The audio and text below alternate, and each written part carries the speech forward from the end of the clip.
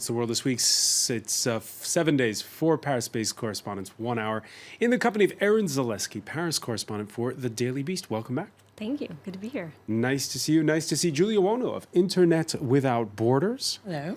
Hello to you. Hello to Venezuelan photojournalist Sara Suarez. Hello. We'll be talking about your native land a little bit later on. And Judah Grunstein, editor-in-chief of World Politics Review. I've been meaning to ask you, where can I find World Politics Review? Last time I checked, it was at worldpoliticsreview.com. All right. The World This Week, where you can find us on Facebook and on Twitter, our hashtag World This Week. President of Austria, well, it's largely a ceremonial post, but come Sunday, that little nation of 8.3 million could become the first in Western Europe to elect a far-right head of state. Norbert Hofer polled more than 35% in the first round, and with mainstream center-right and left parties failing to rally around his Green Party rival, he's riding the wave of anti-immigrant sentiment that spiked last summer with the massive rush towards neighboring Germany. When I come into a country, I have to respect the laws and the constitution. And if not, I've chosen the wrong country. What we have experienced in the recent months cannot be accepted.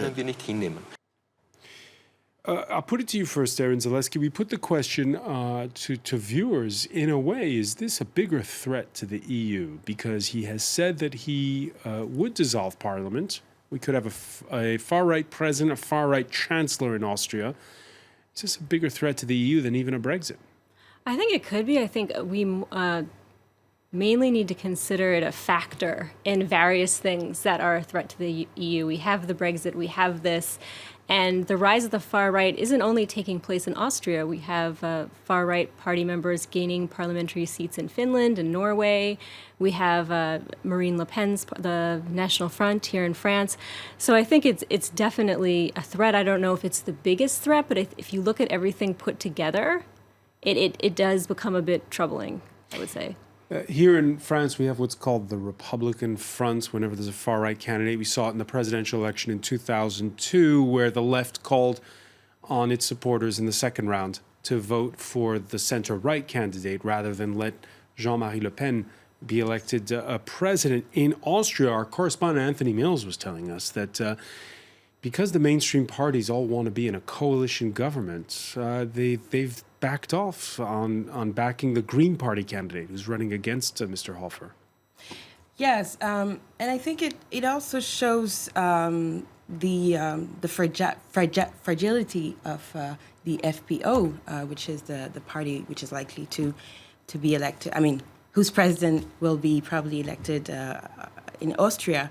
The fragility of that party, because we remember during the European election, that party only won, I think, 15% of the votes, and now it has gained more than 20 points in less than a few years. So it is symbolically a victory. A victory for that party, and probably a failure for Europe, for its values, for its unity. But I don't really see it as a danger because, once again, as you said, it's a semi-presidential regime.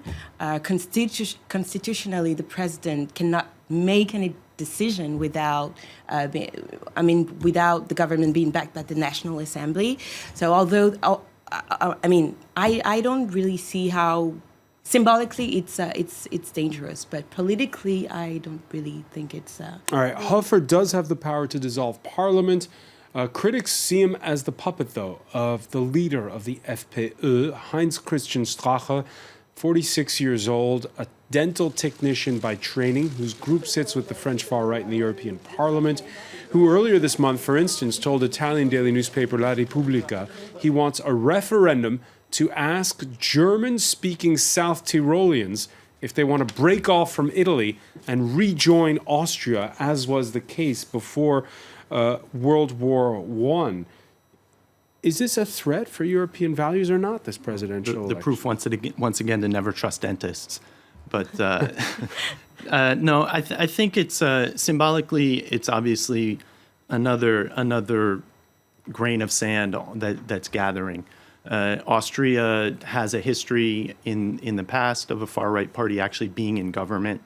The union managed to actually handle that very effectively to delegitimize and weaken that government and the party.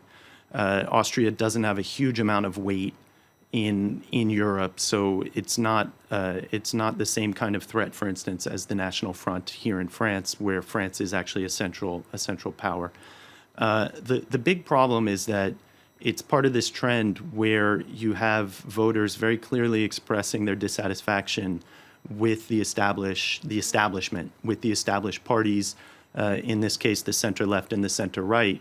So in that context where there really isn't an alternative yet, the votes tend to go to these parties that have a very solid base of voters, but also often have a ceiling in terms of how high they can go. For instance, here in France. But as Julie just said, the jump in the support for the FPÖ since the migrant crisis has been huge.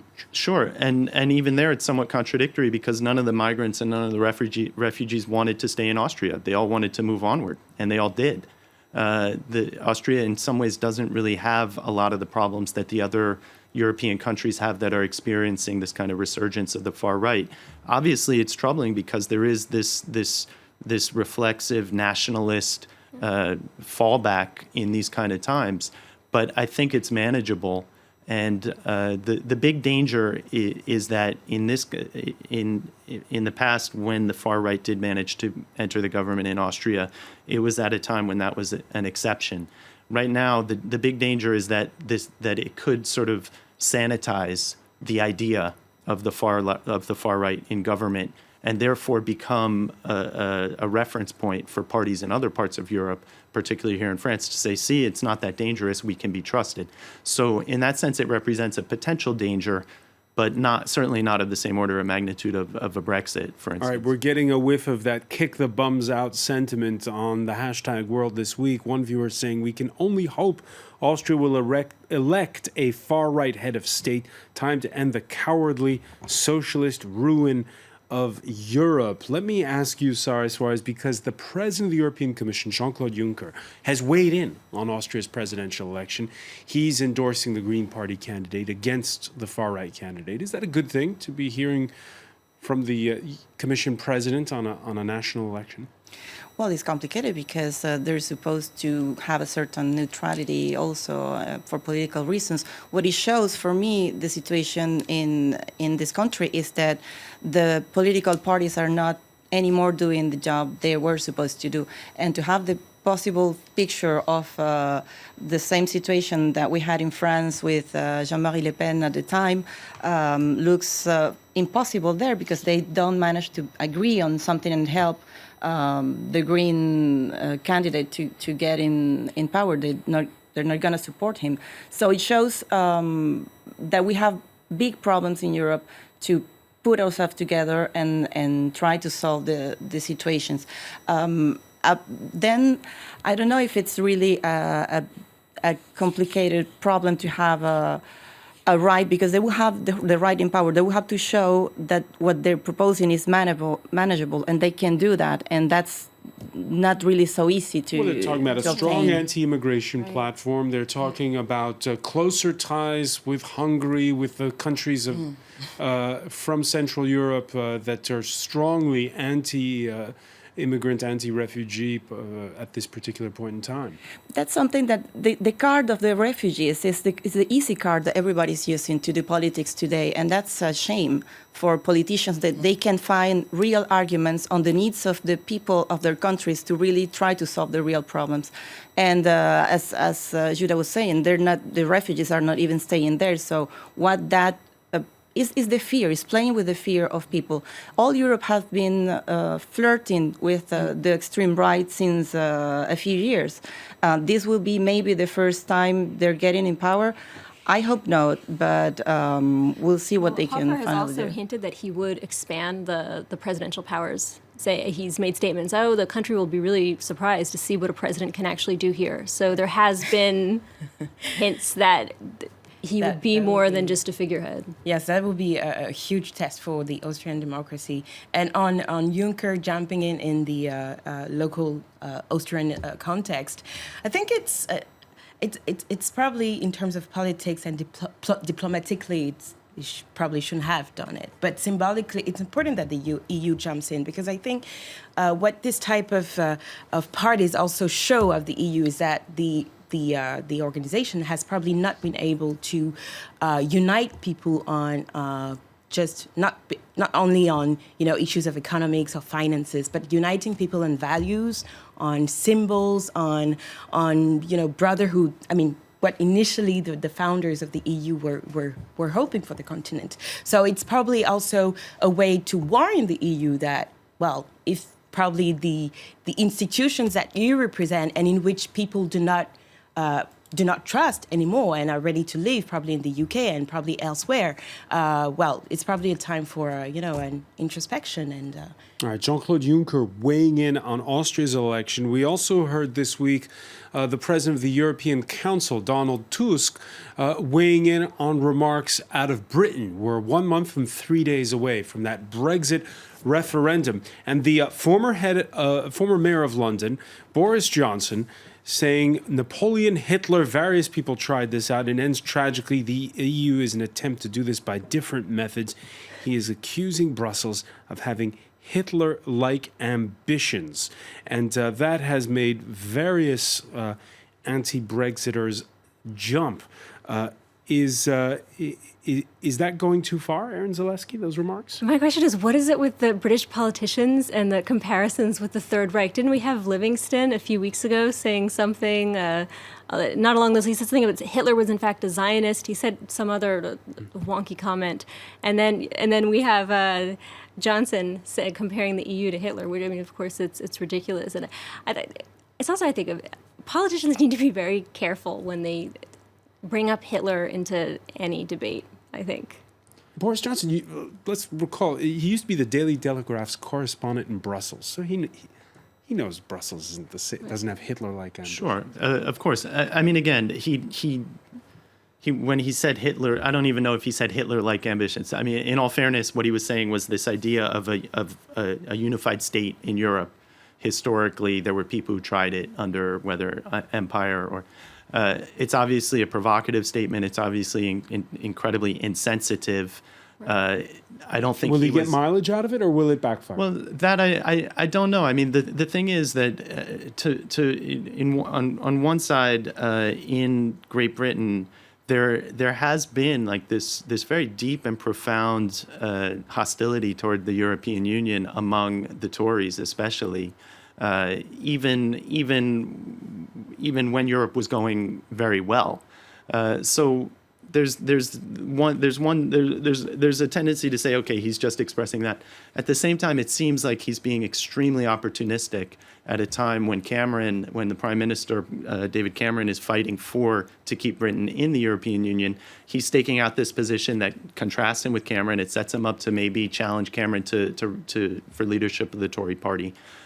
He's a smart guy. He knows, obviously, that there's no comparison between the European Union and Hitler, but he's also a smart politician. And often, when he's been provocative, he's sort of crazy like a fox. He picks his spots, and he's been successful so far. We'll see if he is on this one. All right, we're 4 weeks ahead of the referendum. Cameron himself, again, as Judah was saying, this battle going on within the Conservative Party. What was he doing to convince voters to stay in Europe this Friday? Well, he visited London's mythical Abbey Road studios to meet with artists who are against Brexit. I guess, Julie Wono, it's a way of hinting that perhaps the Beatles are against the Brexit. I don't know if that's if that's sort of the subliminal message there. But this battle, and Sara Suarez was talking about how the backlash against migrants and refugees in Austria. Here, as Judah was saying, it's more just about sovereignty. Well, yes, Judith rightly said it. Euroscepticism is almost usual business in British political class. And also, I think history is repeating itself because I think Thatcher organized a referendum on the EU in 1975. And already at that time, a majority of people responded, no, we would like to stay and try to stay in the EU. But again, this defiance towards the EU is another sign of what I was trying to explain earlier, which is people are less and less trusting EU as an institution, able to, bring Europe at the forefront of certain issues as it has been in the past, and as probably the ambition was initially to do. So, yes. The British citizens are probably the ones being more vocal about it, but the debates, we remember in 2005 during the EU treaty debates and vote in France, there was a harsh opposition between those who voted against and those who voted in favor of the treaty. And the main issue was that in France and in other countries was that social aspects of the EU have not been dealt with sufficiently by the EU constitution. And I think this inability of the EU as an institution to, see beyond just the issues of finances and economics, again, as I was saying, is probably, there is a backlash. And but personally, I was reading a poll this week saying that younger generations are probably less likely to vote in favor of a Brexit because they've known Erasmus, they've known the openness and the advantages of EU citizenship. So we'll see. I was actually working on an article that will be running 2 weeks from now by Jan Werner Müller, a very insightful political scientist, and he drew this parallel between these populist parties that are on the rise and the EU technocracy, in the sense that their answer for both of them is there's only one way to do it, and we know the best way. And all you have to do is let us handle everything. And the problem for the EU, obviously there are problems for trusting the populist parties to do that. The problem with the EU is that as technocrats, they're saying, we've got this. We know how to handle it. We have all our statistics. We have all our formulas. It's scientific. We know the answers. And when you look at the state of Europe right now in terms of the impact of first of all, the debt crisis and the euro crisis, the impact of austerity, the complete failure to manage the refugee crisis, which was manageable, the horse trading that goes on when there's a lot of human suffering going on at these summits that last until 3, 4, 5 in the morning because people are all the heads of state are trying to just finagle one little concession before they vote for the motion. At a certain point, you say, "Wait a minute, you don't have this." The technocrats really don't have the answer. They haven't adapted. They haven't made the EU more democratic, and they haven't listened to the people. So it's very true. The answer obviously isn't these populist parties. The answer is for the EU to be introspective, like Julie said, and to actually think through what they've done, what the technocrats have done wrong, and find better ways to handle it. All right, when we come back, we'll talk about soul-searching, this time when it comes to security after the disappearance of that EgyptAir flight from Paris to Cairo. Stay with us. You're watching The World This Week.